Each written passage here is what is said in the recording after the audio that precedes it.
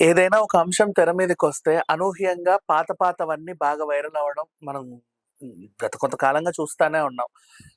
ఇప్పుడు విషయం ఏంటంటే, అదేంటి 'శివాజీ' గారి ఇష్యూ బయటికొచ్చిన తర్వాత ఎప్పుడో అనసూయ చేసినటువంటి 'రాశిగారి ఫలాలు' బయటికొచ్చి పెద్ద దుమారం రేపింది. అట్లా ఏదో ఒక అంశం వస్తే ప్యారలెల్‌గా దానికి సంబంధించినవి ఎప్పటివో పాతవి అప్పుడప్పుడు అలా బయటికొస్తా ఉంటాయి. అయి బాగా వైరల్ అవుతా ఉంటాయి.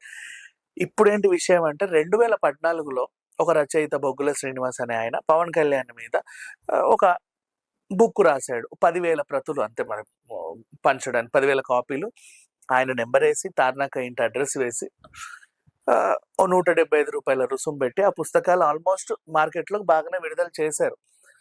తర్వాత ఏమయ్యాయో తెలీదు గానీ 2024 ఓ 10 ఏళ్ల తర్వాత ఆ పుస్తకాలు కనబడట్ల. ఎక్కడా గూడా కనబడట్ల. ఏమైంది? ఎక్కడున్న పుస్తకాలు వాళ్ళ వాళ్ళే అంటే జనాల్లోకెళ్తే ఎందుకు నెగెటివిటీ అని మేబీ వాళ్ళు ఎవరి పుస్తకాలు వాళ్ళే కొనుక్కున్నారేమో మనకు తెలీదు. ఎక్కడ కనబడల. వదిలేసారు గూడా. అసలెవరు పట్టించుకొని గూడా పట్టించుకోల. ఆ తర్వాత ఏమైంది? ఆహ్, పవన్ కళ్యాణ్ గారు డిప్యూటీ సీఎం అయ్యారు. జనసేన 21 గెలిచింది. అంతా బానే ఉందనే టైంలో అనుకోకుండా ఓ కారు ప్రమాదం. లోయలోకి దూసుకెళ్ళడం, వాగులోకి దూసుకెళ్ళడం. అందులో ఒక మనిషి ఉండడం. ఎవరా అని చూస్తే బొగ్గుల శ్రీనివాస్ అవ్వడం. వాళ్ళ తమ్ముడొచ్చి మా అన్నయ్య మెడ మీద, చెయ్యి మీద ఘాట్లున్నాయండి. నాకు అనుమానాస్పదంగా ఉంది. ఇది కారు ప్రమాదం కాదని చెప్పడం. అక్కడ ఒక సంచలనం రేగింది. ఇతన్ని ఎవరు చంపుంటారు? ఏంటా అని.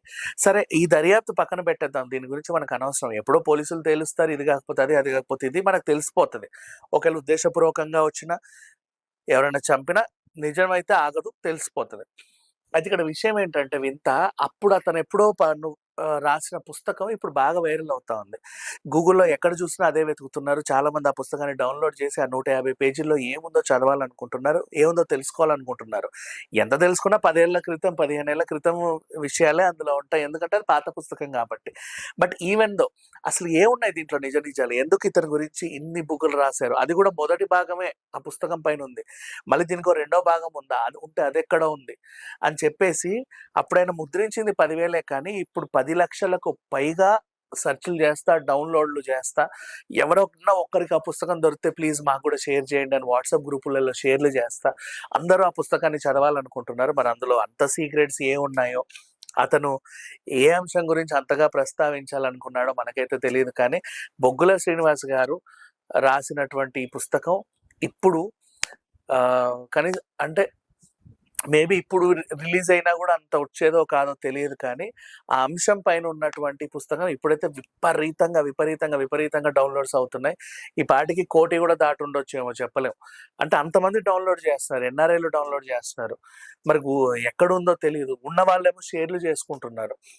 ఆహ్, ఇదే మనకేంటి రిలీజ్ అయినప్పుడు సినిమాని ఎవరు చూడరు గానీ, తర్వాత రిలీజ్ చేస్తే పెద్ద పెద్ద హిట్‌లు కొట్టినట్టు ఈ పుస్తకం అలా తయారైంది. సరే మీకు గూడా ఒకవేళ ఈ పుస్తకం దొరికుంటే, ఎవరైనా చదివుంటే, దాంట్లో ఏముంది? మీరేం తెలుసుకున్నారు? ఏం నేర్చుకున్నారో కామెంట్ రూపంలో పెట్టండి. Thank you so much.